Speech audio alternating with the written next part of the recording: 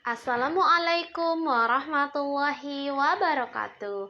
Hari ini Umi Dian ingin menceritakan sebuah cerita rakyat tentang asal mula nama Kabupaten Simalungun. Dahulu kala di wilayah Kampung Nagur, Sumatera Utara, terdapat sebuah kerajaan kecil bernama Kerajaan Tanah Jawu. Kerajaan ini dipimpin oleh raja bersuku Batak bermarga Sinaga. Raja ini sangat adil dan bijaksana sehingga kehidupan di kerajaan menjadi aman, tentram, dan damai. Terdapat pula dua kerajaan lain, yaitu Kerajaan Silau yang dipimpin oleh Raja bermarga Purbatambak dan Kerajaan Raya dengan Raja bermarga Saragih Garingging. Ketiga kerajaan ini meskipun berbeda marga, tetapi mereka tetap hidup rukun dan saling membantu dalam segala hal. Sampai pada suatu ketika ada kerajaan lain yang ingin menyerang tanah Jawu, yaitu Kerajaan Majapahit dari Pulau Jawa.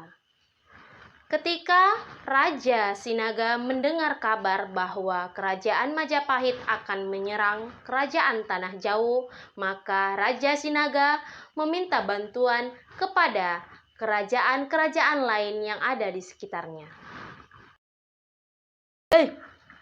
Bantu mau lo beau.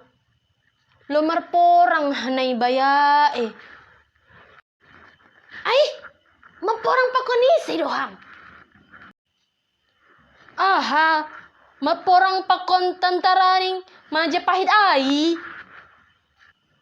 Oh, siap. Kita sikat nanti. Siap haganupan. Ay, mulai ate madalay. Mulai ate ma. Pada akhirnya mereka pun berperang dan berhasil mengalahkan kerajaan Majapahit.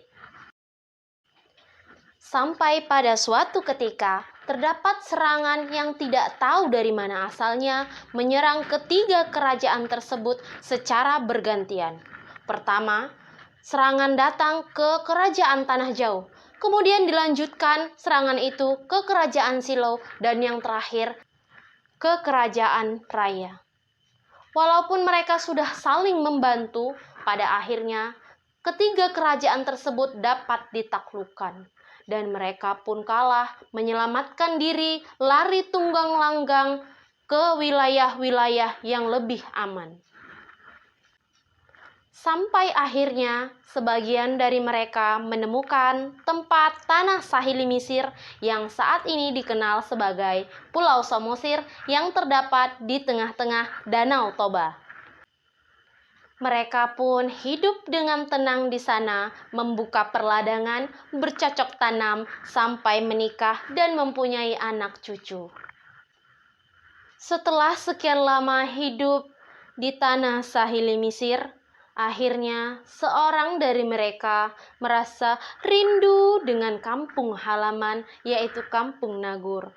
Seorang sesepuh itu akhirnya meminta mereka untuk mengadakan musyawarah.